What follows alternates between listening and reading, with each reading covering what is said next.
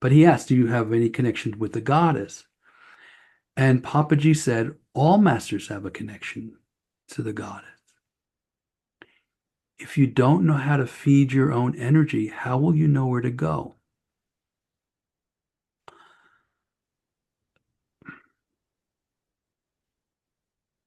To pay attention to your own feeling sense.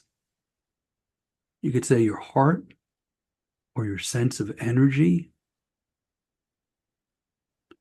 And to notice that around certain people, that becomes fed either through a direct transmission of energy or a warmth or a sense of well-being, a sense of being in the right place.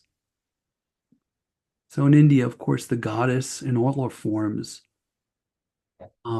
represents or is the energy, the Shakti of the Most High, of God in whatever lineage, whether it's, Shiva as consciousness itself and the goddess as the Shakti that makes the universe or that is the universe, or it's Krishna and Radha. Again, even though it's a personalized form of God, his energy is his Shakti and his energy is Radha. And most of the devotional schools there, Radha, or the energy of the universe, which is, Krishna's, forget the word, there's language for it that's particular about his, it's his manifesting energy that makes the universe, that is the universe, but it's female. So it's the energy.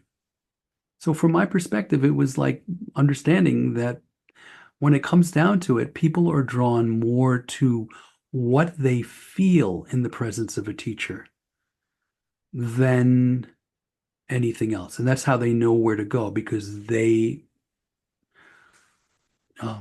are fed energetically in some way. Would that explain Ramana feeling compelled to going to Tiruvannamalai? Probably.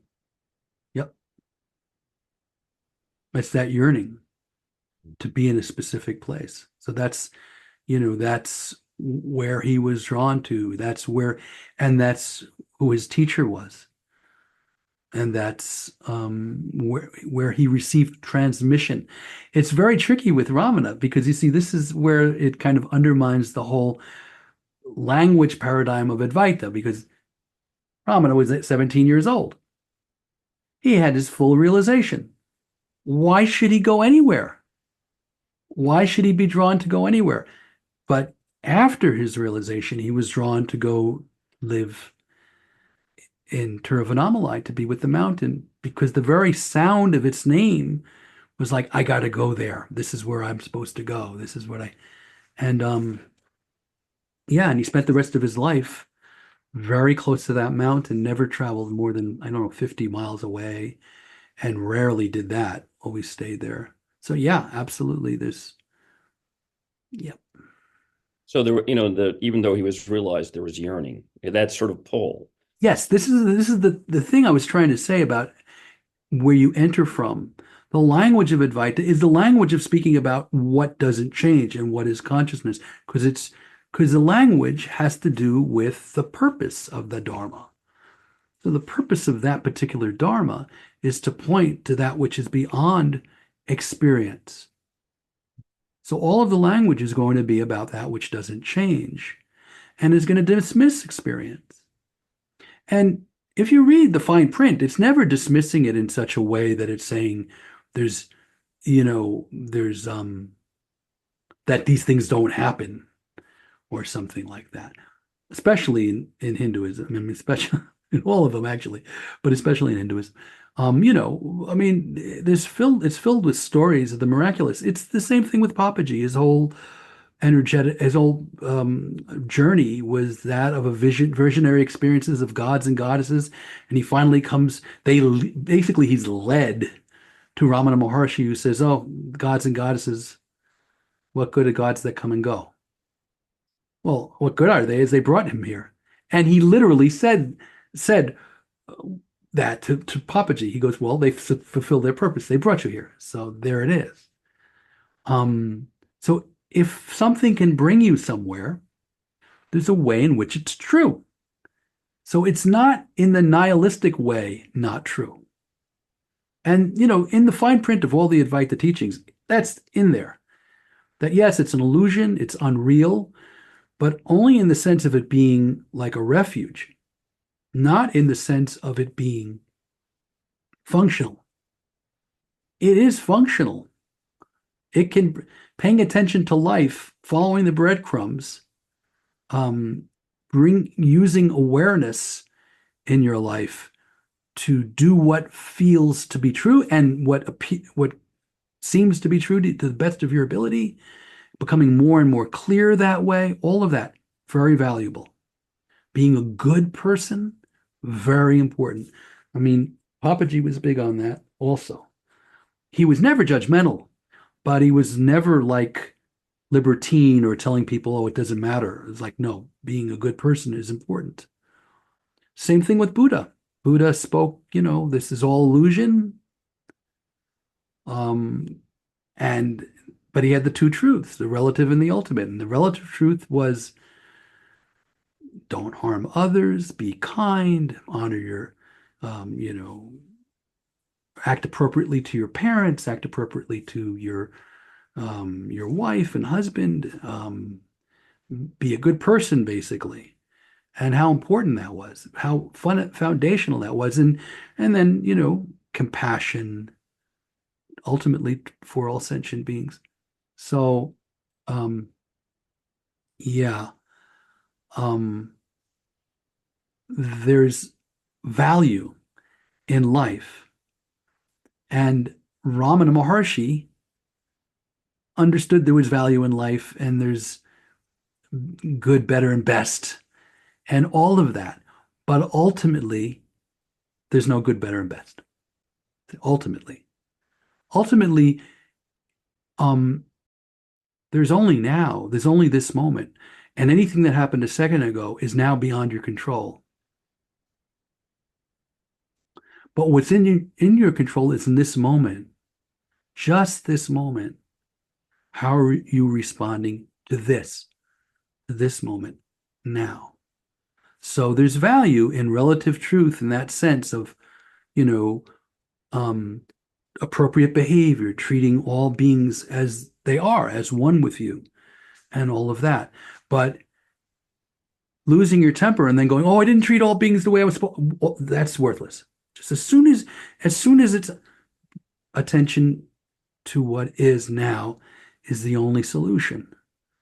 And so all of the ways in which we have therapy and developments and all of this, if they're done with this in mind, that the outcome is that I should get to the point where I can just let it go, perfect. Excellent. That's where we're heading. That's what it's about. But if it's about something else, if it's about like, I want to become the best person ever because then I'll be what's in the back there? I'll be worthy. I'll be this. I'll be that.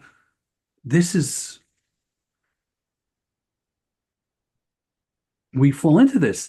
I mean, the best use of therapy is to get to the point where you can simply let go of all of the sense in which you think you should be different than what you are now. I mean, it's not that you couldn't have. You think of all these things. Well, what if somebody was a murderer or this or that? It's not that they couldn't have been better before, but now is now, and it doesn't do any good at all to believe or live in a past that no longer is. That isn't. It's not the same as no responsibility, but it's definitely no guilt. It's responsibility for this moment, and for this moment, and for this moment. So I don't know how we got there, but I just find myself moving in directions that seem right to speak about, but I'm not quite sure if it's what you were asking about. It's exactly what I was asking about, and it makes sense. I just I just sort of think that with me, it's often been, well, in the moment, I feel self-judgmental, Right. and I mean, but maybe, and I that I can even judge that I So feel in that. this moment, you feel self-judgmental, Well, I mean, in many right? moments do, So you yes. see that, right? You see the self-judgment. So now we're in the next moment in which you see the self-judgment. And as soon as you can let go of it, then do that. You might find the next moment you can't let go of that, and the next moment you can't let go of that. Don't hold that against yourself, just in this in this one. And see, this is why it may be, you could say, in principle, nothing is needed. In principle, all you need to do is drop it. In principle. In practice, you may have to go to a therapist, you may have to talk to friends, you may have to talk to teachers, you may have to hear a tape or see a video or something where tapes now, if I say, you may have to see a digital video or an audio where listen to an audio where you're told you're really okay or you can like, but see the fundamental thing is insight. That's what I'm finding because everything becomes a should without insight. And insight comes of its own pace. You can't force it, but to be aware of that insight. And what I mean by that is when you see, oh, it isn't necessary. It isn't necessary. If you clearly see, oh, it doesn't really do anything for me. Now, it may take therapy or, like I said, in practice, it may take time, but whether it takes time or it happens in a moment, it's through insight, meaning a recognition that it really doesn't pay, matter, help at all. As long as you, even unconsciously, think that it helps for you to this to be hard on yourself, you will be. And see, I don't claim to be free of all of that myself. I do really do feel that it's less and less and less.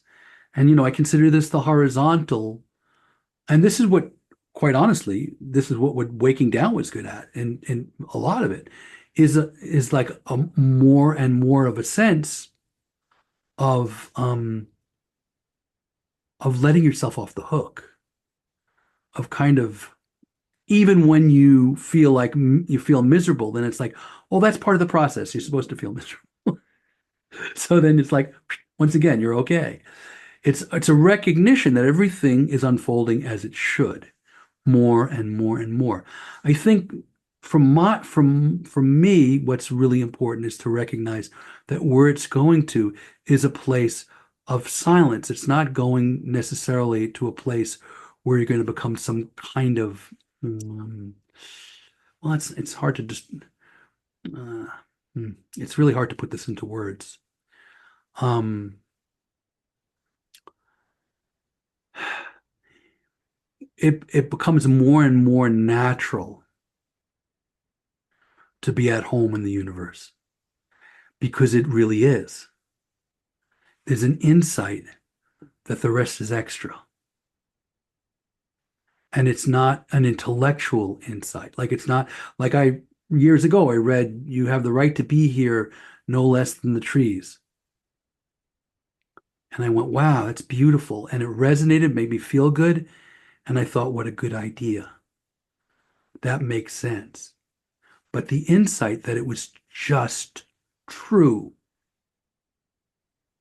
that it just is actually how it is, that doesn't need my assent or um,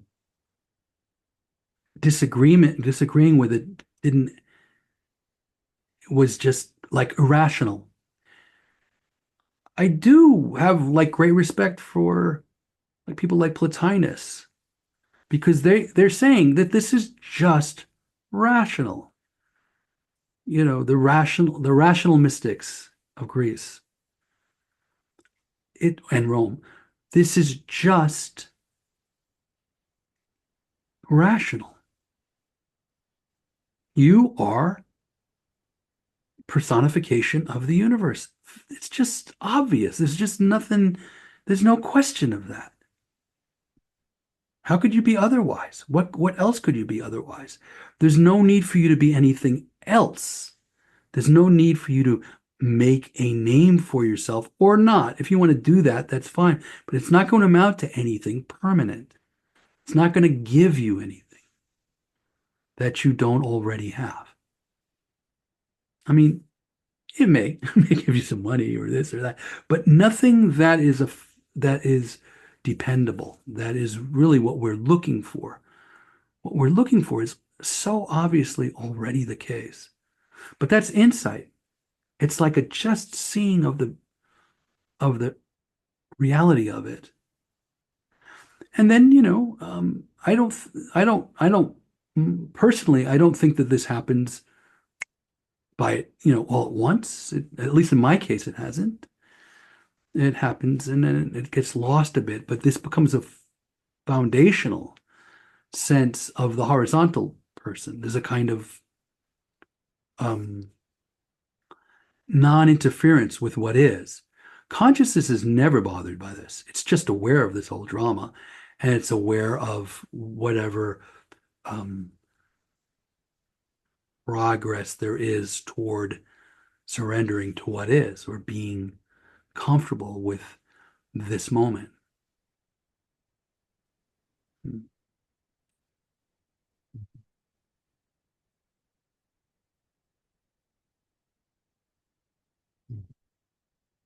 Thank you, Andrew.